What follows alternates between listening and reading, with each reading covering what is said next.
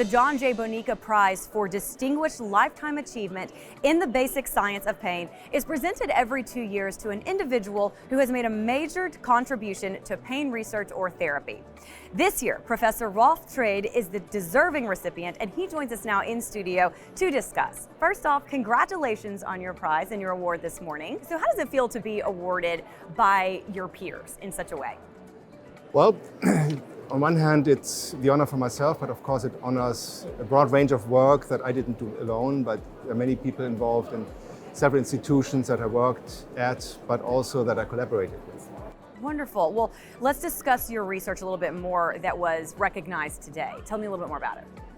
Well, I think there are two topics that were covered. So one is sensitization, so that the pain system becomes more sensitive to process signals. The other part was for the clinical implications, and those culminated in a classification of all chronic pain types that we developed for IASP and were able to convince the World Health Organization to include into their system. And this award is given to someone whose work is not only demonstrating an expertise in their field, which yours certainly does, but also someone who has an interest and insight and perspectives from other disciplines as well. So someone who's looking for collaboration. How important is it to you to work in a collaborative way? Oh, absolutely. So this is something I really love about IASP. It's interdisciplinary in nature. So it started out with lots of anesthesiologists, psychologists, basic scientists were around from the very beginning, physiotherapists, neurologists, and what have not. And this is quite unique, and it doesn't work in all other fields of medicine.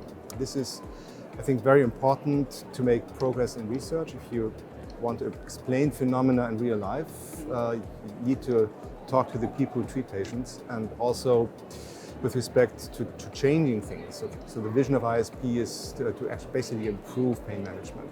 Do you think that your research would be as successful as it is today were it not for that collaboration with others? Well, central sensitization as a topic, I was first exposed to when I worked at Johns Hopkins at the neurosurgery department. That was basically an interdisciplinary pain clinic together with anesthesia and psychiatry. Then when I went back to Germany, we continued with anesthesiology and neurology, and a lot of the work was interdisciplinary.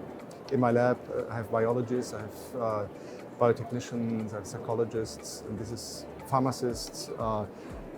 This is quite important to really look at all the facets. What are you most hopeful for with regard to the future of your work? Well, again, with the two parts, central sensitization and the classification. For central sensitization, I hope that people took to the heart the proposed division into three very different phenomena, whether it's spinal cord, brainstem, or brain, that I think can be distinguished tentatively clinically. And I hope that in the future people will not just talk about central sensitization, but be more specific which subtype they want to talk about.